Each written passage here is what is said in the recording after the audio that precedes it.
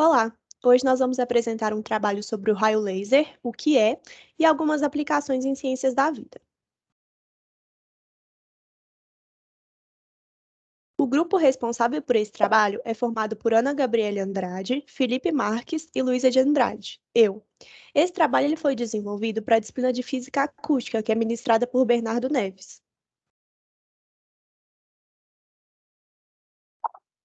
Então, o que é o laser? Nada mais é que um tipo de radiação eletromagnética formada por partículas de luz. Ele é gerado no instrumento laser, que é a sigla de Light Amplification Stimulated Emission Radiation. Traduzindo para o português, fica amplificação da luz por emissão estimulada de radiação. E o laser produz um feixe de luz que baseia seu funcionamento nas leis fundamentais de interação da radiação luminosa com a matéria. O laser funciona baseado na inversão de população, que vai ser explicado um pouco melhor para frente, e o campo da física que estuda o laser é a óptica, que é o campo que estuda a luz também, a propagação da luz, sua origem e sua interação com a matéria. Para a gente entender o funcionamento do laser, é preciso que a gente tenha conhecimentos físicos e químicos que a gente já viu anteriormente. A gente exemplificou alguns nessa linha do tempo, como o Bohr em 1913, Einstein, e é importante mencionar o Maser em 1954, que foi um instrumento que os seus princípios que levaram à criação do laser.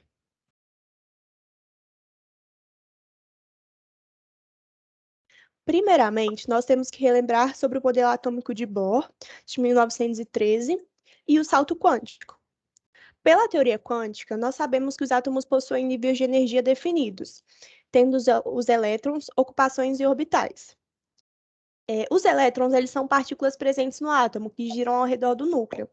Entretanto, a gente sabe também que pode ocorrer a mudança desses orbitais, caso haja mudança de energia. Então, ao receber ou emitir energia, os elétrons podem realizar o salto quântico e mudar de nível, mudar de orbital. Na transição do elétron devido à absorção ou emissão de energia, surge o fóton, que é a energia manifestada em forma de luz, que ocorre quando o elétron passa de um nível mais energético para um nível menos energético.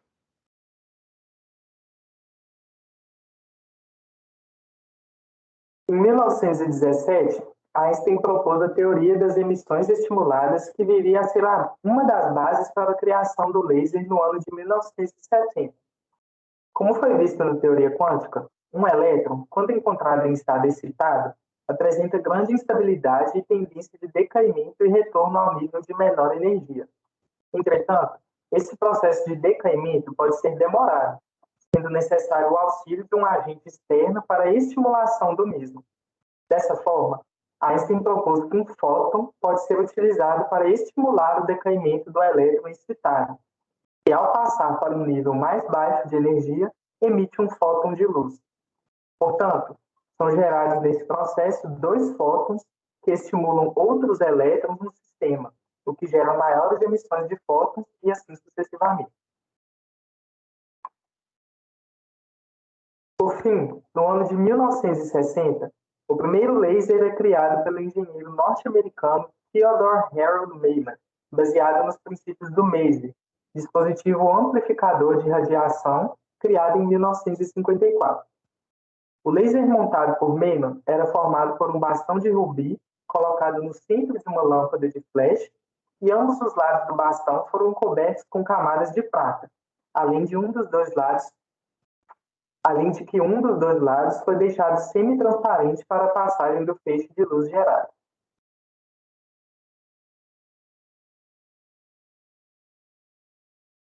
Bom, agora a gente vai falar sobre os componentes do laser. Primeiro, a gente tem o meio ativo, que é onde contém os átomos e as moléculas que são formadas por elétrons, e pode estar nos estados sólida, líquida ou gasosa. Em seguida, a gente tem o bombeamento, que é onde fornece energia para que os elétrons saiam da sua forma comum para poder ficar no estado excitado. E por último, nós temos o ressonador, que é composto por dois espelhos que possuem a função de realimentar a luz através da reflexão.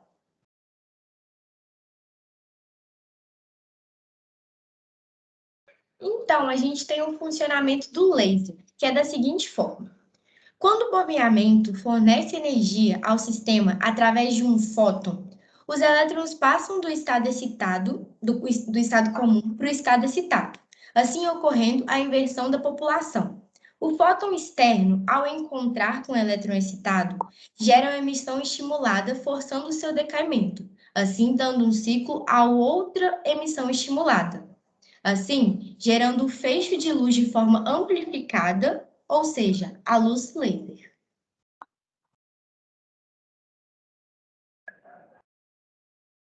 Nós também temos as propriedades da luz do raio laser. A primeira é a monocromática, que é a luz a partir de um único comprimento de onda. Temos também a direcional, que é onde a divergência mínima em que os fótons se movimentam de uma forma paralela para concentrar o feixe de luz. Também tem a forma coerente, é onde que o princípio que todos os fótons emitidos a partir de moléculas individuais têm o mesmo comprimento de onda. E também tem a grande intensidade. A luz do laser pode atingir ordens de terawatts.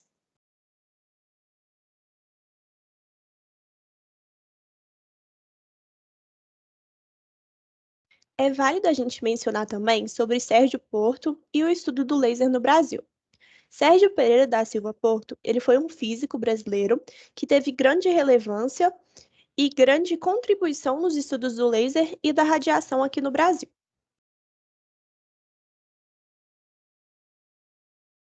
Agora nós vamos mostrar algumas aplicações do raio laser nas ciências da vida.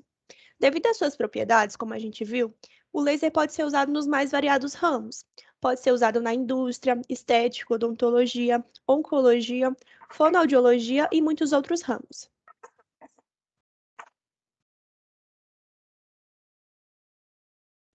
Na indústria, as particularidades do raio laser fazem com que ele se torne um excelente instrumento para uso e traz também uma grande eficiência produtiva. O laser pode ser usado para o corte, que, quando ao ser aplicado sobre o material, ele gera fusão e evaporação em áreas limitadas. E também necessita de um gás de assistência, seja ele oxigênio ou nitrogênio, que vai assoprar o local fundido e empurrar ele para baixo, gerando um corte bem acabado e sem sobras. Pode ser usado também o laser para soldagem. Quando o raio laser incide sobre o material, ele leva à fusão do mesmo por absorção de energia, gerando um processo de soldagem por fusão. Há casos ainda em que há influência da densidade de energia, o que gera um processo de vaporização na peça, formando uma coluna de vapores metálicos, que é chamada de keyhole. Ao ocorrer o movimento da máquina de soldagem laser sobre o material, ocorre a solidificação do líquido gerado e a soldagem.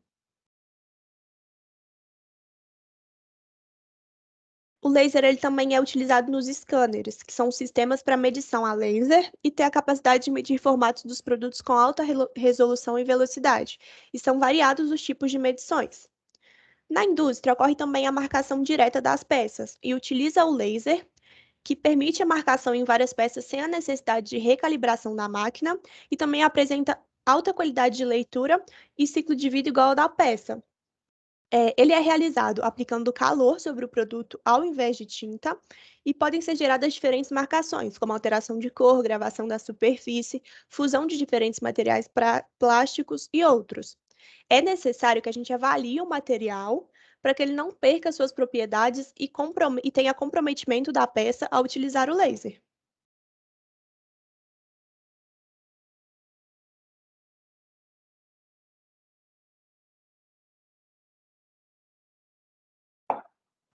Bom, a odontologia ela tem uma tendência à utilização de métodos menos invasivos com a finalidade de minimizar a dor e o desconforto durante e após as intervenções odontológicas. Por isso, acredita-se que a laser terapia seja uma excelente opção de tratamento, já que apresenta efeitos benéficos para os tecidos irradiados, como a ativação da microcirculação, a produção de novos capilares, efeitos anti-inflamatórios e analgésicos, além de estímulo ao crescimento e à regeneração celular. A interação entre os lasers e os tecidos depende de diversos fatores, como o tipo de laser. Nesse caso, cada tipo de laser resulta em uma luz de comprimento de onda específico, e cada comprimento de onda reage de uma maneira diferente com cada tecido. Depende da densidade de energia, que é a quantidade de energia por unidade de área entregue aos tecidos. Depende também de fatores temporais, como a forma de emissão da luz, se ela é contínua ou pulsátil, e a taxa de repetição e a largura do pulso, no caso de lasers com emissão pulsátil.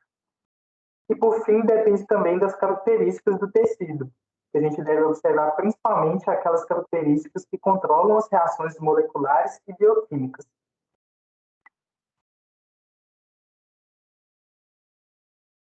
Para que haja efeito clínico, é necessário que a luz seja absorvida pelo tecido. A luz que é refletida, transmitida ou dispersada não tem nenhum efeito no tecido. Alguns dos lasers utilizados na odontologia estão situados na faixa de luz visível, como o argônio e alguns lasers terapêuticos, e outros estão situados na faixa do infravermelho e, portanto, são invisíveis a olho nu. Bom, o laser tem papel relevante em inúmeros casos da odontologia, e alguns deles são a disfunção temporomandibular. Nesse caso, o laser é considerado um tratamento coadjuvante e não um tratamento definitivo. Ele é utilizado nessas situações devido à sua ação analgésica e anti-inflamatória. Ele é utilizado também nos casos de herpes simples e estomatite herpética. Nesses casos, a ação do laser tem papel relevante sobre os processos viróticos que envolvem fatores imunitários. A ação do laser nessas patologias produz um efeito antiviral proporcional ao efeito estimulante da imunidade do paciente. A melhor resposta terapêutica é no estado prodrômico e no momento do aparecimento das vesículas, podendo a irradiação pelo laser enfraquecer o micro-organismo, diminuindo a sintomatologia e o tempo de evolução da doença, impedindo a recorrência das lesões nos mesmos locais. As dosagens elas devem ser muito bem administradas para que não ocorra a proliferação viral ao invés da inibição. E, por fim, o laser também é utilizado no diagnóstico de cárie. Nesse caso, é utilizado um laser que identifica diferenças do comportamento óptico entre o tecido sadio e o tecido cariário. A gente tem também a aplicação do laser na área da oncologia. Para quem não sabe, a oncologia é a especialidade médica que se dedica ao estudo das neoplasias, que são popularmente conhecidas como câncer.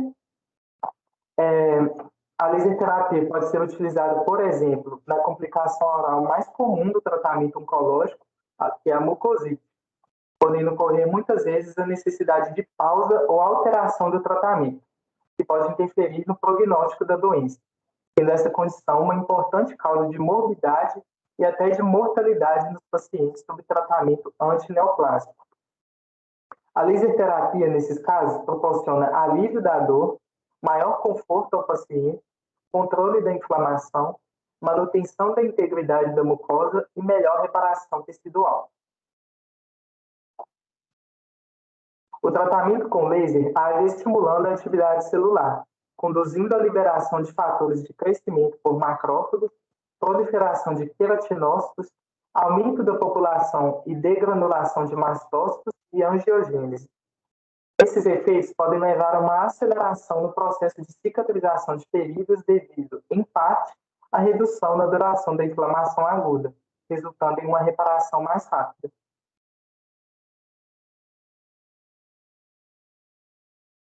Bom, o laser também tem estado presente nos procedimentos estéticos, uma vez que é não invasivo, é muitas das vezes um processo indolor e que tem surtido bons resultados nos procedimentos. E aí, o laser, a gente sabe que é uma radiação eletromagnética não ionizante e tem o poder de penetração, tanto superficial quanto profundo.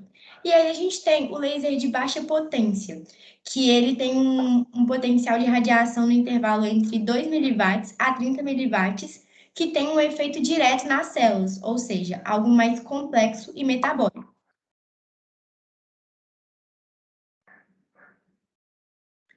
Nos procedimentos estéticos, nós também podemos usar o laser de alta potência, que se difere conforme o coeficiente de absorção no tecido corpóreo, da potência dos seus feixes e do modo de ação no alvo fisiológico. Diferente do de baixa frequência, que é atérmico, o laser de alta potência, as energias térmicas variam de 40 a 100 graus, de acordo com o procedimento que vai ser executado.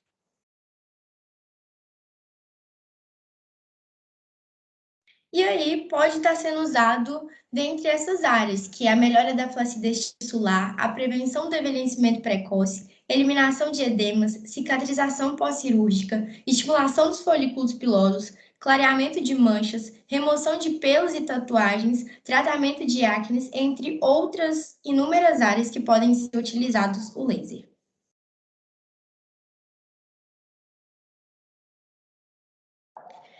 Na primeira imagem, a gente pode observar, né, o tratamento de remoção de tatuagem, que é feito por um laser de alta potência, que libera um pulso muito potente e atinge diretamente o tecido-alvo e mantém intacto os demais tecidos.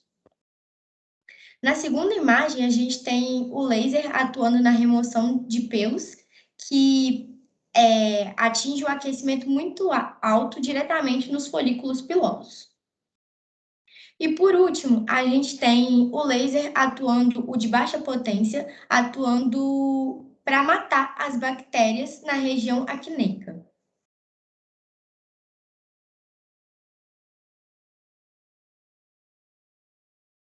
A laser terapia ela também tem sido comum na fonoaudiologia e tem usado para tratamento e para reabilitação da apneia e o ronco, para potencializar a terapia miofuncional, para modular o fluxo salivar, para casos de paralisias faciais, parestesias e dores neopáticas e também para imunidade.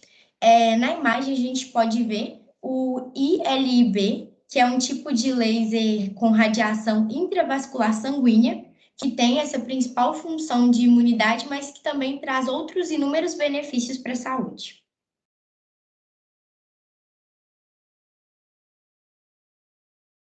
E aí, também, a gente tem nas imagens a utilização do laser de baixa frequência na primeira imagem, para o tratamento de DTM, disfunções mandibulares, que é um modo não invasível e que tem grande eficácia no tratamento de dores causados pelo desgaste temporomandibular. Na segunda imagem, a gente tem o laser para tratamento dos músculos da mímica facial, ou seja, quando o paciente tem algum tipo de paralisia.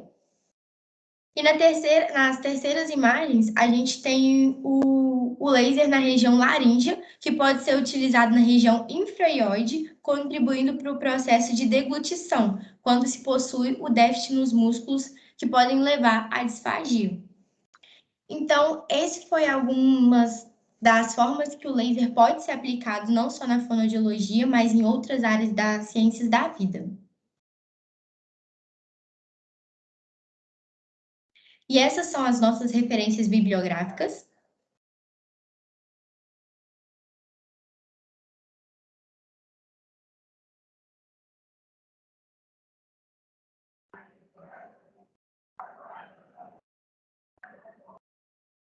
Muito obrigada.